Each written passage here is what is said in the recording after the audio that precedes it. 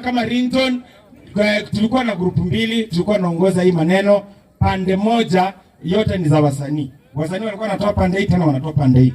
Pande yangu nilikuwa nasimamia Nyumba. Tumefurahi, tumejengea ndugu yetu nyumba nzuri sana, mahali mwili yake ililala.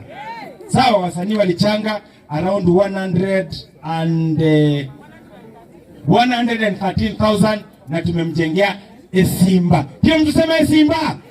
Wewe unaongea na madharau. Sema Simba.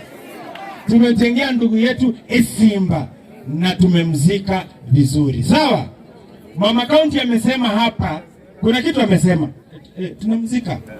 Lazima tunamlalisha kwa amani, kwa upendo. Tumecelebrate. Mama County amekuja late. Angekuja mbele angeona venye tulikuwa tumefanya celebration tukitembea na ndugu yetu tumembeba kwa mabega. Si tumefanya hivyo?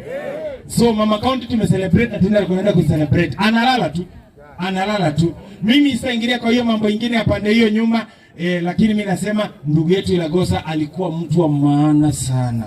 Watoto wake wote tutawasaidia, kama wako wengi ama ni moja tutawasaidia. Na mimi kama Ringtone nimefungua kikapu ya wasanii ya kusaidia watoto wa Ilagosa, nimetoa 20,000 kama Ringtone.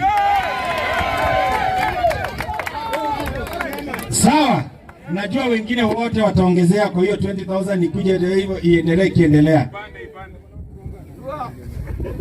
Mnaelewa? Sawa. Haya, na jambo la mwisho nataka kusema hivi. Tusiende hapa tukibebana. Kila mtu wanasema kuna siku ya kuzaliwa na kuna siku ya kuanda. Katikati kenye ulifanya ni kizuri ama kibaya.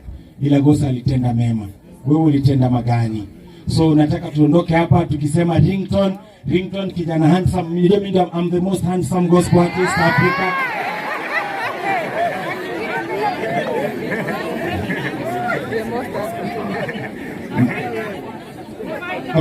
Faida hawezi nifikia kwa handsome.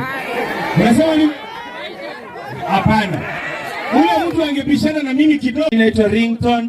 Ilagosa alikuwa rafiki yangu sana. Nimefurahi kuja hapa na nimepata mnampenda sana.